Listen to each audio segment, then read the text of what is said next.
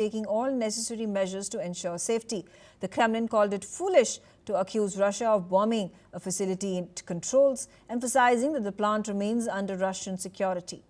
In a separate development, a Ukrainian drone strike killed Volodymyr Leontiev, a Russian-installed official in Nova Kharkova, Kherson Oblast.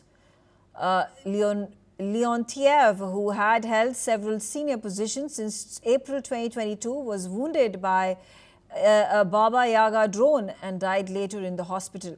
He had been convicted in absentia by Ukrainian courts for collaboration and the abduction and torture of local officials and journalists.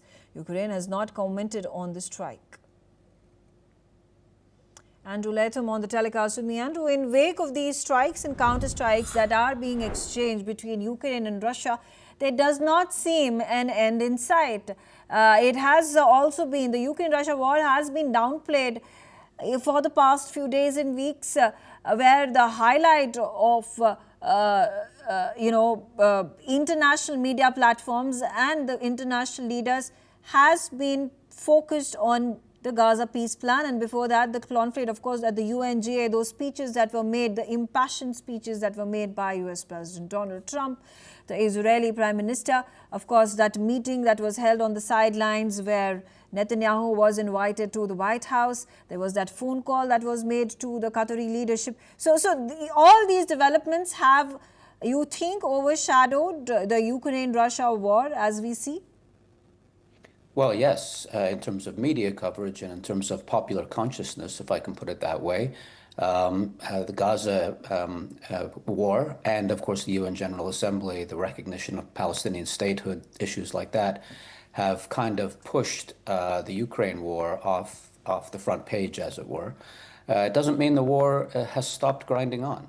And we see two sorts of evidentiary points in that connection, one of which is, I don't think anybody's deliberately attacking the nuclear facilities at Zaporizhzhia, but the battle space does encompass it and potentially can interdict the roads that lead into it and the power cables that lead into it. And that leaves the power plant running on emergency generators for days on end. And that's not a plan. That's more of a prayer, I think, than a plan.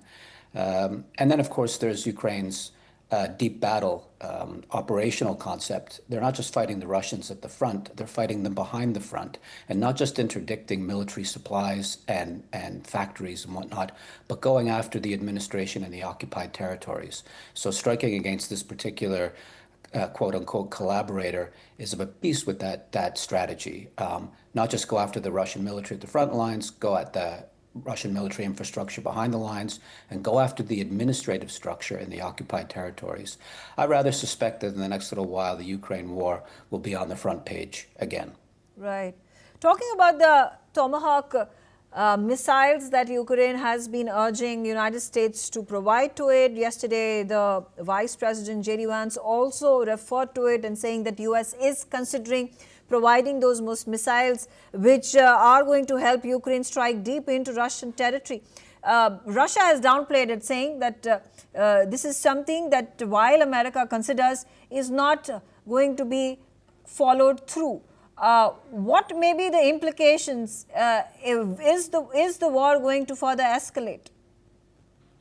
I'm not sure it's going to escalate. The United States has some surplus weapons, but it needs to keep its own magazines full in case there's a conflict in Taiwan, over Taiwan, for example, or elsewhere. It's not like Washington can simply turn over all the Tomahawk missiles, which are long-range strike missiles, which are of a piece with the strategy, the Ukrainian strategy I just outlined. But it really doesn't matter how many of these weapons Washington transfers to Kyiv. It's not going to change the fundamental dynamics, which unfortunately for Ukraine are not in its favor. Russia is, in a slow and bloody way, making its way forward. It is winning on the battlefield, not decisively, but in a grinding fashion.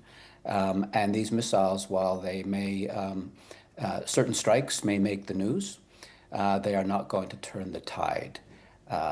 And that's providing that Washington, in fact, does provide these weapons.